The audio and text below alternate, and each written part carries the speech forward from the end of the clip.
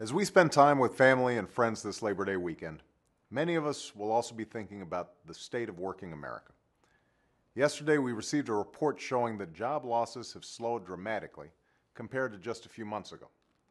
Earlier in the week, we learned that the manufacturing sector has posted its first gains in 18 months, and that many of the banks that borrowed money at the height of the financial crisis are now returning it to taxpayers with interest.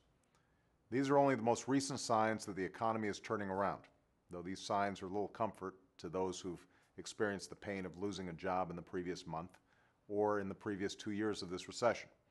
That's why it's so important that we remain focused on speeding our economic recovery. Throughout America today, tens of thousands of recovery projects are underway, repairing our nation's roads, bridges, ports, and waterways, renovating schools, and developing renewable energy. We're putting Americans back to work, doing the work America needs done, and mostly in private sector jobs. But even as we take aggressive steps to put people back to work, it's also important that we keep faith with men and women looking back on a lifetime of labor. Hardworking Americans who deserve to know that their efforts have resulted in a secure future, including a secure retirement. For this recession has not only led to the loss of jobs, but also the loss of savings. The drop in home values, for example, has also meant a drop in the value of the single largest investment most families have. And the decline in the financial markets has led to a decline in the value of 401ks and other sources of savings and retirement security. As a result, over the past 2 years, the American people have lost about $2 trillion in retirement savings. This carries a painful toll. I've heard from so many who have had to put off retirement or come out of retirement to make ends meet. I've heard from seniors who worked hard their whole lives but now, in their golden years, are unsure of where to turn to pay the bills, afford the prescriptions, or keep the home in which they raised a family. And having too little in savings not only leaves people financially ill-prepared for retirement, but also for whatever challenges life brings.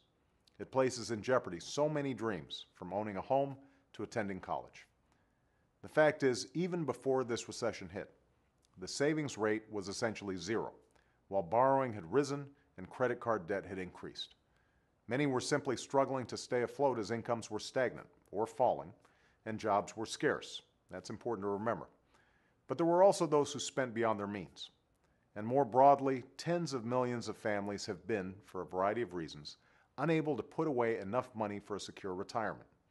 Half of America's workforce doesn't have access to a retirement plan at work, and fewer than 10% of those without workplace retirement plans have one of their own.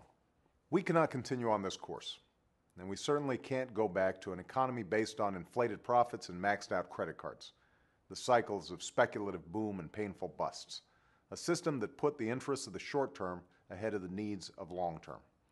We have to revive this economy and rebuild it stronger than before, and making sure that folks have the opportunity and incentive to save for a home or college, for retirement or a rainy day, is essential to that effort.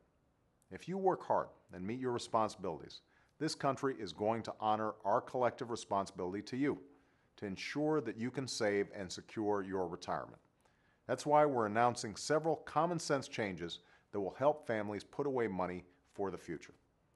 First, we're going to make it easier for small businesses to do what large businesses do. Allow workers to automatically enroll in a 401k or an individual retirement account.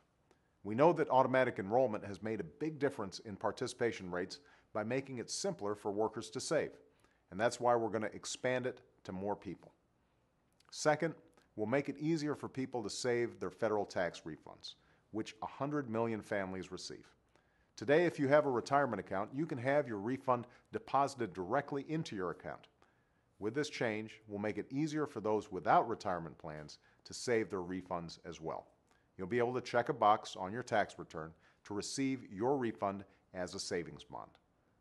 Third, we'll make it possible for employees to put payments for unused vacation and sick days into their retirement plans if they wish.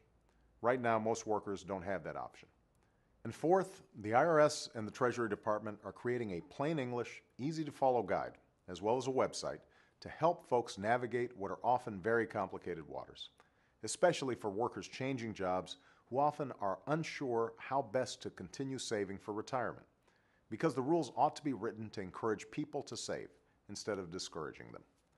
We'll also build on these steps by working with Congress. As part of my budget, I've proposed ensuring that nearly every American has access to a retirement savings account through his or her job. This plan would make it possible for workers to automatically enroll in IRAs through payroll contributions. And the budget simplifies and expands a tax credit for millions of families, matching half of a family's savings up to $1,000 per year and depositing the tax credit directly into a retirement account. This is a difficult time for our country, but I'm confident that we can meet the challenges we face and leave behind something better, that we're ready to take responsibility for our future once again, as individuals and as a nation. I hope that all of you have the chance to enjoy this Labor Day weekend with family and friends. But my larger hope and expectation is that next Labor Day, the economic storms we're weathering now will have given way to brighter and more prosperous times. Thank you.